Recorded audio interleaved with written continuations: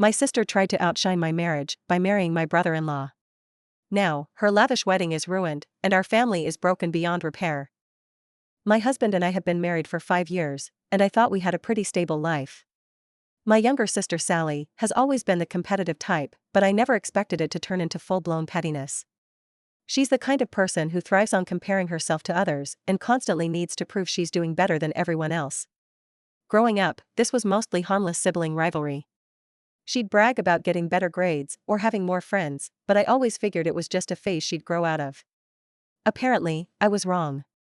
About 2 years ago, Sally started dating my husband's younger brother Andrew. It all started at one of our family barbecues. They hit it off immediately, and within a few months, they were inseparable. At first, I thought it was kind of sweet. My husband, Jake, was thrilled because it meant our families were becoming closer. I had some reservations about mixing family and relationships, but I told myself it could be nice having my sister as my sister-in-law. Spoiler, I was wrong about that too. The first signs of trouble started small. Sally seemed to turn every interaction into a subtle competition. She'd make little comments about our home, our jobs, even our dog, stuff like, "Wow, your house is so cozy, Andrew and I were thinking of something bigger, but this is cute," or, "Oh, Jake's still working at his old company? That's great, he's so loyal, Andrew's thinking of moving to a more senior role soon." I tried not to let it bother me. I mean, that's just Sally being Sally. Right? But it was constant, and it started to wear on me. When Sally and Andrew got engaged about 6 months ago, I was genuinely happy for them. I congratulated her, offered to help with planning, and even shared some tips from my own wedding experience. But Sally waved me off saying, "Thanks, but we're going for something completely different from what you did." No offense, I didn't think much of it at the time, but that was just the beginning. Sally and Andrew decided to have this massive over-the-top wedding. We're talking about a venue that probably costs more than our annual salaries combined, a designer dress, a 5-tier cake, a live band, and a guest list of 250 people. They even planned destination bachelor and bachelorette parties in Vegas. Every family gathering turned into an opportunity for Sally to brag about her wedding. She'd say things like, "We're really trying to set a new standard for weddings in the family," or "It's going to be a real experience, not just a wedding." It wasn't just a wedding talk that got to me though. Sally started taking digs at my marriage. She'd make comments like, "Andrew's so thoughtful, he's always surprising me with gifts, does Jake ever do that for you?" Or, "I feel so lucky to have found someone who's really ambitious." It was exhausting. Jake told me to ignore her, but it wasn't easy. The real turning point came during the wedding planning. Unbeknownst to Sally, our parents and Jake's parents had been quietly worrying about how much this wedding was costing Andrew and her. Andrew makes a decent salary, but he's also drowning in student loans. Sally, on the other hand, doesn't work and has expensive tastes. My parents and in-laws didn't want them to stop their marriage in financial ruin, so they decided to pitch in. Jake and I even contributed a significant amount as a goodwill gesture. We didn't want to make a big deal about it, so we kept it quiet. Sally, of course, assumed Andrew was footing the entire bill. She gushed about how lucky she was to have a fiancé who could give her such a luxurious wedding. I figured it wasn't worth correcting her, let her have her moment, I thought, but then came the wedding day, and everything blew up in a way I could have never predicted. The ceremony itself was beautiful. No complaints there. The venue was stunning, the decorations were gorgeous, and Sally looked amazing. For most of the reception, I kept my distance from her, not wanting to deal with any drama, but then came the wedding toasts. Sally stood up to give a speech, and that's when things took a turn. Her toast started off sweet, thanking the guests and talking about how much she loved Andrew, but then out of nowhere, she made a backhanded comment about how not everyone gets the better end of the deal and how she was so lucky to have a husband who could give her the wedding of her dreams. It was painfully obvious she was targeting me. The room fell into awkward silence, and I could feel my face burning with embarrassment. Jake squeezed my hand under the table, silently telling me not to react. Then out of nowhere, my mother-in-law stood up. She's usually a quiet, reserved woman, so I was shocked when she spoke. She calmly told the room that Jake and I had paid for a significant portion of the wedding. The room went dead silent. Sally's face turned ghost white. She tried to laugh it off, but it was clear she was mortified. The rest of the night was painfully awkward, guests whispered among themselves, and Sally avoided eye contact with me for the remainder of the reception. After the wedding, Sally confronted me. She accused me of humiliating her and letting my mother-in-law ruin her special day. I told her the truth that we never intended for this to come out, but her constant need to compete had gone too far. She stormed off in tears, and we haven't spoken since. Andrew texted Jake the next day, apologizing on Sally's behalf, but saying she was deeply upset. Apparently, she felt betrayed that we haven't told her we were contributing and thought we'd made her look bad on purpose. Jake told him we haven't planned for this to come out and that Sally's behavior during the toast had been out of line. Andrew seemed to understand, but Sally had been telling anyone who would listen that I sabotaged her wedding. Now mutual friends are reaching out asking what really happened. Some are siding with Sally, saying my mother-in-law was out of line. Others think Sally got what she deserved. I never wanted this drama, but now it feels like my relationship with my sister is completely broken. What am I even supposed to say to her now? In this situation, do you guys have any advice or suggestions? Because I could really use anything at this point. The fallout from the wedding was nothing short of explosive, and honestly, I should have seen it coming. Sally didn't just go radio silent like I had hoped. Instead, she launched a full-scale social media rampage that felt like it was directed squarely at Jake and me. Even if she never mentioned us by name, it started the very next day with cryptic Instagram stories. She posted things like, "Some people just can't stand to see you happy and it's always the ones closest to you who betray you." A few hours later, she shared a meme that said, "Fake family is worse than fake friends." At first, I tried to give her the benefit of the doubt, thinking maybe she was venting about something else. But then came the Facebook posts, and there was no mistaking who they were about. She wrote this long, dramatic status about how some people pretend to support you but only do it to control you and take credit for your success. It was full of vague accusations about being used and betrayed with lines like, "I thought your family was supposed to have your back, not sabotage you." The comment section turned into a mess. Some of her friends and a couple of distant cousins chimed in with generic supportive messages like, "Stay strong, girl, and you don't need that kind of negativity in your life." Meanwhile, my phone started blowing up. Friends and extended family were confused and wanted to know what was going on. My cousins texted me privately asking for the real story. Jake's side of the family wasn't as subtle. His aunts and uncles started calling my in-laws trying to get the scoop, and some of them were genuinely curious while others were clearly fishing for gossip. It felt like we were at the center of a soap opera. The most surprising reactions came from Andrew's side of the family. His siblings were mortified by Sally's behavior. Andrew's older sister, Rachel, who has always been close to Jake, called us to apologize. She was furious that Sally would try to publicly shame us, especially after we had gone out of our way to help her and Andrew financially. Rachel didn't hold back, saying that Sally was acting like a spoiled brat and that Andrew needed to get her under control. I didn't disagree, but I still felt awkward about the whole thing. Our mothers were caught in the middle of all this chaos. My mom was heartbroken by Sally's behavior. She called me in tears saying she didn't understand why Sally was doing this and asking if there was any way to fix it. On the other hand, Jake's mom, who had been the one to spill the beans at the wedding, was more pragmatic. She told me that she didn't regret speaking up because someone had to put Sally in her place, but she also felt bad about how messy things have gotten. The two moms were in constant communication trying to figure out how to manage the situation and prevent it from escalating further.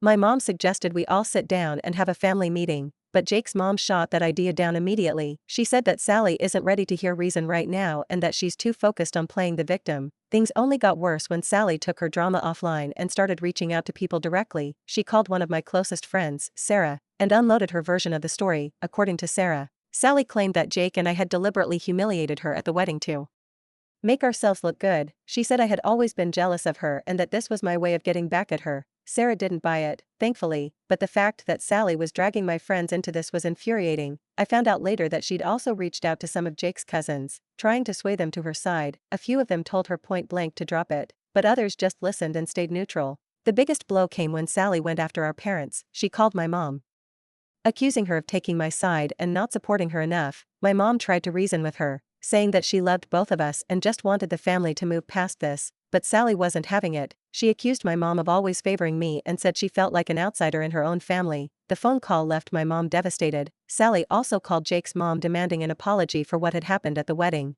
Jake's mom refused, saying that she had only spoken up because Sally's toast was uncalled for and hurtful. She told Sally that she should be grateful for all the support she'd received instead of trying to tear everyone down. That didn't go over well. Sally hung on her, and the two haven't spoken since. Andrew, meanwhile, was caught in the middle. Jake and I didn't hear much directly from him during this time, but Rachel told us that he was completely stressed out and unsure how to handle Sally's outburst. According to Rachel, Andrew felt guilty about the whole situation, but didn't want to upset Sally by defending us too strongly. It sounded like he was trying to play peacemaker. Jake and I tried to keep our heads down and not engage with Sally's antics, but it was hard to ignore the ripple effect. Some of our mutual friends started distancing themselves, probably because they didn't want to get dragged into the drama. A few even unfollowed Sally on social media because her constant ranting was getting to be too much. The final straw came about a week after the wedding when Sally sent me a long rambling email. It was full of contradictory emotions, anger, hurt, and a weird sort of entitlement. She accused me of ruining her wedding,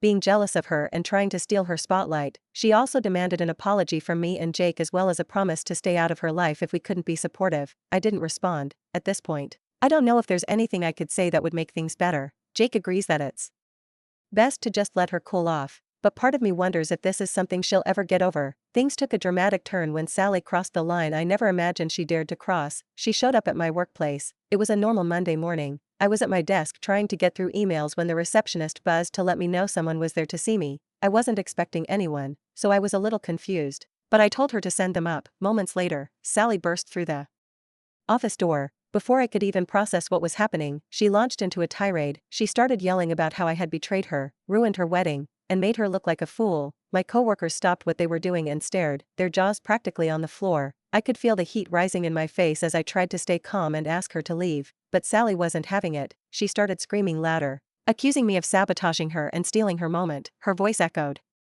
down the hallway, and I could see people peeking out of their offices to see what was going on. Security was called, and 2 guards arrived within minutes. They tried to escort her out, but she made a scene in the lobby shouting that I was a fake sister and that our entire family had conspired against her. By the time she was finally removed from the building, I was mortified. My boss, who had witnessed most of the spectacle, called me into his office. I thought for sure I was about to get reprimanded. Instead, he surprised me. He was kind and understanding, saying that he knew family drama could get messy. He reassured me that my job was safe and even offered me a few days off to recover. He mentioned that he knew Jake through mutual professional connections and had heard good things about us, which was a relief in such a stressful moment. When Jake found out, he was livid. He couldn't believe Sally had stooped so low. He wanted to file a restraining order immediately, but I wasn't sure if we were ready to take that step. The mental toll of their actions, however, were undeniable. I was completely on edge, jumping at every notification on my phone, looking over my number in public. Our usual peaceful home felt invaded by Sally's chaos. Jake and I spent hours at night discussing our options. We debated between taking legal action or trying to preserve what little remained of family harmony. Jake leaned towards the former while I was still clinging to the hope that Sally would come to her senses. Just when I thought things couldn't possibly get more chaotic, my mom called me in tears to share yet another incident with Sally. This time, it involved a confrontation at Target of all places. My mom lives about 40 minutes away from Sally, and there's no way this was just a coincidence. Sally had clearly gone out of her way to corner her there. My mom explained that she had been browsing in the home goods section when Sally appeared out of nowhere. At first, my mom thought it was a random meeting and greeted her warmly, trying to stay positive despite everything that had been going on. But Sally wasted no time making her intentions clear. According to my mom, Sally went on to rape, claiming that I was the favored child and that our parents had always prioritized me over her. She accused my mom of taking a blind eye to what she called my calculated attempts to steal her spotlight. She even brought up childhood grievances, things like how I supposedly got better birthday parties or more praise for my accomplishments, as if every resentment Sally had ever felt was spilling out at once, and my mom was the easiest target. My mom, bless her, tried her best to stay calm and reason with her. She explained over and over that she loved us both equally and had never favored one child over the other. She said that she just wanted the family to heal and move past all this drama, but Sally wasn't interested in hearing it. She interrupted my mom repeatedly, dismissing her attempts to mediate and accusing her of being blind to the way I supposedly manipulated everyone around me. My mom and Sally's tone was the harsh and combative, almost like she was looking for a fight. The confrontation lasted about 20 minutes right there in the middle of the store. My mom was completely shaken by the time Sally finally stormed off. She called me from her car, her voice trembling as she recounted what had happened. Hearing her so upset broke my heart. My mom is one of the kindest, most patient people I know, and she didn't deserve to be dragged into this mess. I tried to reassure her, telling her she had done nothing wrong and that this was just another example of Sally's inability to take responsibility for her actions. But deep down, I felt guilty even though I knew it wasn't my fault. I hated that my mom was now caught in the crossfire of this ongoing feud. Jake, on the other hand, was livid. He paced the living room as I relayed the story, his fists clenching and unclenching. "This is harassment," he said, his voice low and angry. "She's dragging your mom into her delusions now. Enough is enough, we need to do something." By something, Jake meant legal action. He had been pushing for it ever since Sally's meltdown at my workplace, and now he was more determined than ever. "She's not going to stop," he said. "You've seen that. She's escalating, and we can't just sit back and let her keep doing this." As much as I hated the idea of taking legal steps against my own sister, I couldn't ignore the fact that Jake had a point. Sally's behavior was spiraling out of control, and every time I thought she had hit rock bottom, she found a new way to make things worse. We spent the next few days discussing our options. Filing for a restraining order was one possibility, but we worried about how it would affect the rest of the family. My parents were already struggling to navigate the tension between Sally and me, and I didn't want to put them in an even more difficult position. At the same time, I knew we couldn't keep letting Sally bulldoze through our lives unchecked. Meanwhile, Andrew was caught in an impossible position. He reached out to Jake, apologizing profusely for Sally's behavior. It was clear he was mortified and didn't know how to handle the wife's increasingly erratic actions. He admitted that he was at his wit's end and didn't know how to calm her down. Rachel, Andrew's older sister, told me to vent about how embarrassed their family was by Sally's antics. She said that Sally's behavior was the talk of their extended family and that everyone was appalled. Rachel even suggested that Andrew should consider counseling for Sally, which I thought was a good idea. However, I doubted Sally would ever agree to it. Sally's social media attacks continued, but now they included fake references to being harassed and not feeling safe. She posted a photo of herself with the option, "Some people want you to fail, but I'll keep standing tall." Her followers, who were mostly in the dark about the full story, flooded her comments with support. To make matters even more awkward, some mutual friends started distancing themselves from both of us. A few people reached out to say they didn't want to take sides, while others simply stopped responding to the messages. It was painful to see relationships I had valued for years being affected by this drama. As the days went on, I could feel the weight of the situation pressing down on me. I started losing sleep, replaying the events in my mind and wondering where it all went wrong. Jake was my rock through it all, constantly reassuring me that we hadn't done anything wrong, and I couldn't shake the feeling that I'd lost my sister for good. The final blow came when I received a letter in the mail from Sally. It was handwritten and several pages long, and she accused me of turning the family against her, ruining her reputation, and trying to take over her life. She ended the letter by saying that she wanted nothing to do with me until I apologized for everything. I didn't respond. I didn't even know where to start. At this point, it felt like there was nothing I could say or do that would make things right in her eyes. For now, Jake and I are focusing on moving forward and trying to find some peace, but the damage Sally has caused feels irreversible, and I'm not sure our family will ever fully recover from this. Hello, everybody. My husband's entire family took some serious action. His parents, siblings, and even a few extended relatives were fed up with Sally's antics. It started with a group text that turned into an emergency family meeting. The message was clear: they were done sweeping everything under the rug. Jake and I weren't invited to the family meeting, which honestly was a relief. The thought of sitting through what was bound to be a tense and uncomfortable discussion was not something I wanted to experience firsthand. Still, we got all the details later from Andrew and his older sister, Rachel. And let me tell you, it sounded like a scene straight out of a courtroom drama. Apparently, Andrew's father, who is a no-nonsense corporate lawyer and someone who usually steers clear of family squabbles, decided enough was enough. He took charge, and he didn't come unprepared. From what Rachel described, he showed up with a literal folder of documents. This wasn't just some casual conversation. This was a full-blown financial reckoning. He started by laying out every single financial contribution Jake and I had made towards the wedding, from the deposit on the extravagant venue to the designer flowers and premium catering. It was all meticulously documented. Rachel said it was almost shocking to hear it all listed out like that. It wasn't just a few $1,000 here and there. It was a significant amount of money, and it didn't stop with us. Andrew's dad also went through the contributions the rest of the family had made. Jake's parents had paid for the open bar and a portion of the wedding planner's fees. Andrew's older siblings had chipped in for the bachelorette and bachelor parties, which were extravagant destination trips.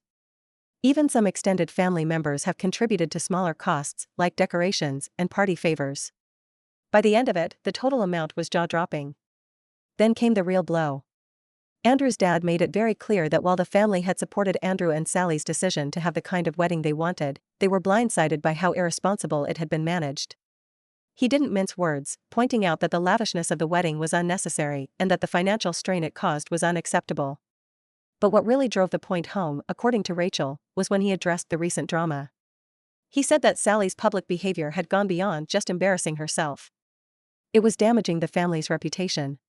Between the social media posts, the confrontation at my workplace, and the spectacle at Target, Sally had dragged the entire family's name through the mud, and now the family was done quietly tolerating it.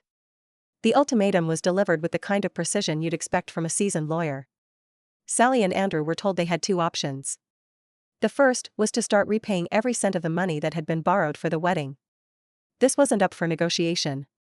Andrew's dad even went as far as to say that if they didn't comply, a legal action would be taken to recover the funds. The second part of the ultimatum was that Sally needed to issue a formal apology, not just to Jake and me, but to the entire family.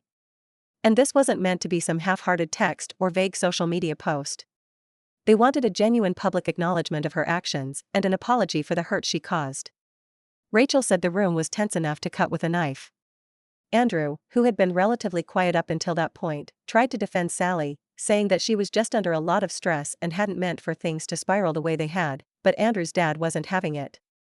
He shut down Andrew's excuses with a firm but calm response, essentially saying that stress didn't excuse the way Sally had treated people. Sally, for her part, sat there in stunned silence, according to Rachel. She didn't interrupt or argue, which was surprising, given how combative she had been in recent weeks. Rachel said it was the first time she'd ever seen Sally look genuinely at a loss for words. By the end of the meeting, Sally and Andrew were left with no wiggle room. They had to make a choice, take responsibility, and stop fixing the mess they created or face the consequences. Andrew and Rachel told us later that they left the meeting with a clear message. This wasn't just about money anymore. It was about respect and accountability, two things Sally had been severely lacking. Andrew, who had mostly stayed quiet throughout the chaos, finally spoke up. He admitted that he felt trapped between loyalty to his wife and frustration with her actions. He apologized to his parents and siblings, saying he never wanted things to spiral out of control. He was clear he was mortified and desperate to salvage what was left of his family's support. By the end of the meeting, Sally had no choice but to agree to their terms. She looked visibly defeated, Rachel said, and even tried to shift the narrative to make herself the victim once again, but the family wasn't having it. Shortly after the meeting, I received a text from Sally. It was a weak attempt at an apology, clearly written under duress. "I'm sorry for how things went down," it read. "Can we talk?" I stared at the message for a long time. Part of me wanted to respond to hash things out and try to salvage our relationship, but the other part, the part that was tired, drained, and completely overheard drama, knew it was time to let go. Jake and I talked about it that night. He was firm in his stance, no more. We had given Sally chance after chance, and every time, she had found a way to make things worse. Her half-hearted apology felt like yet another manipulation, more about saving face than making amends. The next day, we made the decision to cut ties. I blocked Sally's number, removed her from all my social media, and told my parents that we needed space. They were heartbroken but supportive, understanding that the constant emotional manipulation had taken a toll on me and Jake. Sally's reaction was predictable. She took to social media again, posting vague messages about losing family ties and standing strong despite betrayal. This time, though, the response was different. People were tired of the drama, the likes and comments were fewer, and even her staunchest supporters seemed to be losing interest. Meanwhile, Andrew started making small payments towards the wedding expenses. It wasn't much, but it was a start. Jake and I appreciated the gesture, though we made it clear to Andrew that our issue wasn't about the money. It was about the respect and boundaries Sally had trampled over repeatedly. In the weeks that followed, life started to feel normal again. Jake and I focused on our careers, our friends, and the quiet life we'd worked so hard to build. We even took a short trip to the mountains to decompress and reconnect. My parents and Jake's parents continued to communicate with Sally, though they respected our decision to distance ourselves. My mom mentioned that Sally had started seeing a therapist, which I took as a small glimmer of hope. Maybe, just maybe, she would eventually learn from all of this. As for the rest of the family, the fallout was undeniable. Andrew's upset, but seemed to be mending their relationship with him. Rachel told me she was cautiously optimistic that Andrew could steer Sally towards a better path, though, she admitted, it would be a long road, and for me, the biggest takeaway was learning the importance of boundaries. It was painful to cut ties with my sister, but it was also liberating. I realized that family doesn't mean tolerating toxicity, and sometimes the best thing you can do is step away and protect your peace. Jake and I are stronger than ever, and while I miss the relationship I once had with Sally, I've made peace with the fact that it may never return. For now, I'm choosing to focus on the people and things that bring joy to my life.